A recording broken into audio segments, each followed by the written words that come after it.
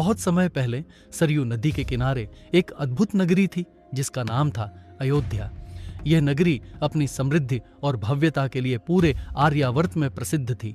सरयू नदी के तट पर बसी यह नगरी स्वर्ग से भी सुंदर मानी जाती थी। अयोध्या के लोग सुख और समृद्धि से भरा जीवन जीते थे। चारों ओर धर्म और भक्ति का वातावरण था।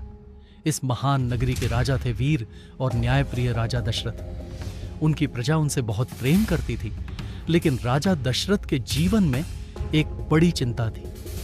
उनके पास कोई संतान नहीं थी और यहीं से शुरू होती है रामायण की महान कथा। राजा दशरथ के 3 रानियां थीं, माता कौशल्या, माता कैकेयी और माता सुमित्रा। तीनों रानियां अत्यंत गुणवान और धर्मपरायण थीं। वे हमेशा प्रजा के सुख और राज्य की समृद्धि के लिए प्रार्थना करती रहती थीं।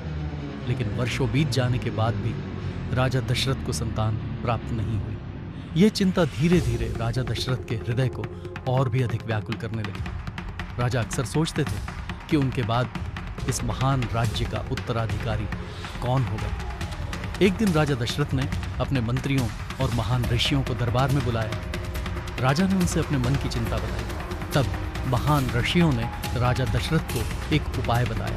उन्होंने कहा कि यदि पुत्रेष्ट यज्ञ किया जाए तो भगवान की कृपा से राजा को अवश्य संतान प्राप्त होगी। यह सुनकर राजा दशरथ के मन में आशा की एक नई किरण जाग उठी। राजा ने तुरंत इस पवित्र यज्ञ की तैयारी शुरू करने का आदेश दे दिया।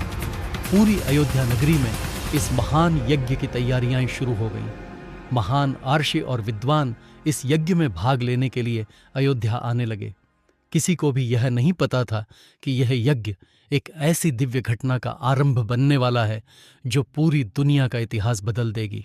अगर आपको हमारी यह रामायण की कहानी पसंद आई हो तो वीडियो को लाइक करें और अपने दोस्तों के साथ जरूर शेयर करें।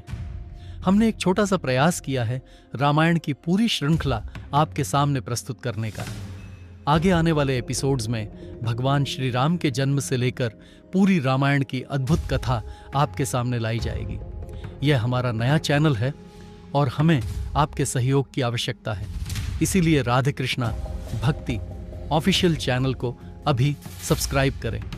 जल्द ही इस कहानी से जुड़े शॉर्ट्स और फुल एपिसोड्स आपके लिए लेकर आएंगे।